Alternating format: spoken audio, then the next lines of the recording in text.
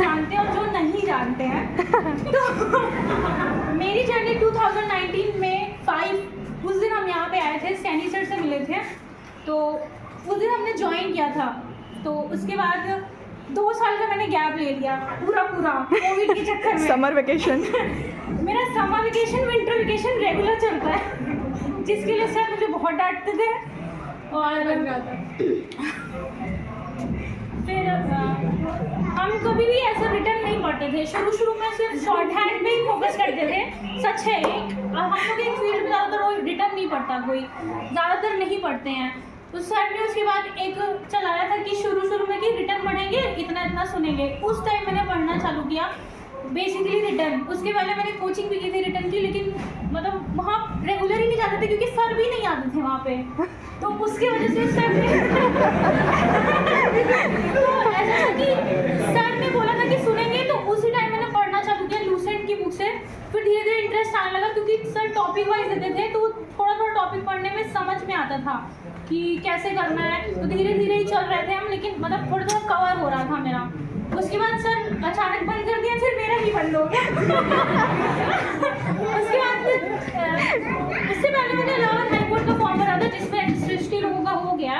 तो मैंने प्रिपेयर बहुत ज़्यादा किया था उसके लिए, लेकिन मेरा उसमें हुआ नहीं था। रिटर्न में 2-3 नंबर से रह गया था, तो वहाँ पे बहुत डीमोटिवेशन आया। उसके बाद मैंने फिर से तुरंत कोचिंग छोड़ दी। सितंबर में कोचिंग छोड़ी, उसके बाद अप्रैल में मैंने फिर से ज्वाइन की। और उसके बाद मैंने रिटर्न भी अच्छे से पढ़ा और शॉर्ट हैंड तो सर करा ही रहे थे। शॉर्ट हैंड बिगड़ गई थी, तो सर को उसके लिए थैंक यू कि सर ने हमेशा मोटिवेशन दिया कि हाँ हो जाएगा, तुम आओ कोचिंग। तो उसके बाद फिर ब्रेक लेने के बाद मैंने जब दोबारा स्टार्ट किया तो मैंने रिटर्न पहले से मैं तैयार हो गया था क्योंकि इलाहाबाद के लिए मैंने प्रिपेयर किया था। तो जब आप किसी और एग्ज़ाम के लिए पढ़ रहे हो तो कहीं ना कहीं आपका उसमें नहीं हो रहा तो दूसरे में तो हो ही जाएगा। ऐसा होता है कि मैंने इलाहाबाद के लिए प्रिपेयर किया बट उसमें मेरा 2-3 नंबर से नहीं हुआ, लेकिन इसमें रिटर्न में हो गया। वैसे मेरी मैथ्स बिल्कुल भी अच्छी नहीं है, बिल्कुल भी नहीं है, लेकिन मैंने जैसे किया और हो गया रिटर्न में। रिटर्न जब निकला, ये मेरा पहला ही एग्ज़ाम था जिसमें मेरा प्री भी निकला था। तो प्री निकलने के बाद थोड़ा सा मोटिवेशन आया कि अब शायद निकल जाए मेरा शॉर्ट हैंड। तो फिर सर के पास हमने अप्रैल में फिर से ज्वाइन किया जब उसका रिजल्ट आ गया प्री का। तो फिर शॉर्ट हैंड मैंने फिर से ज्वाइन किया। शॉर्ट हैंड पूरी ठीक हो गई थी। उसके बाद फिर रिटर्न भी अच्छा ही हुआ था, वहाँ पे सब कुछ अच्छा था। एग्ज़ाम पे भी डिपेंड होता है कि कैसा वहाँ पे हो रहा है, हियरिंग साउंड का दिक्कत हो जाता है। तो ये भी ठीक था। एक बार कैंसिल भी हुआ एग्ज़ाम, लेकिन फिर भी हो गया। तो धीरे धीरे मेंस भी निकला, फिर इंटरव्यू निकल गया, उसके बाद फाइनल में आ गया, खत्म हो गया फाइनल सिलेक्शन। मिठाई बाकी है और फिर मिठाई बांट के खुश है हम लोग। हाँ सर, ईद में तो मेरा घर बना, आपको बता दे रहे विंटर वेकेशन घर बनना।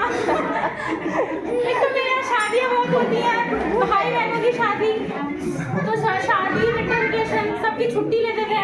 और मेरी 3 फ्रेंड्स हैं जो अंजलि दी, अपूर्वा और शिवानी, इन लोगों ने भी बहुत मोटिवेशन दिया कि हाँ तुम कर सकती हो। जैसे रिटर्न में नहीं पढ़ते थे तो थोड़ा गाइडेंस अंजलि दीदी से भी मिला मुझे, तो उन्होंने भी बहुत साथ दिया। अच्छा था, ये जर्नी अच्छा है। लेकिन आज आप लोग वहाँ आए, कभी यहाँ पे भी आएंगे आप लोग, लेकिन आएंगे ज़रूर, थोड़ा टाइम लगेगा बस। सबका जैसे सर की मुझे एक बात हमेशा से याद है कि सर ने बोला था कि सबकी स्टेशन पे अपनी जहाँ पे ट्रेन रुकेगी तो वो दिन आएगा, सबका एक रुकेगा अपने स्टेशन पे ज़रूर। हमें ये बात उनकी याद है। तो मेरा ट्रेन आ गया अपने स्टेशन पे, आगे के लिए प्रिपरेशन करेंगे, बस यही है मेरा, और कुछ नहीं।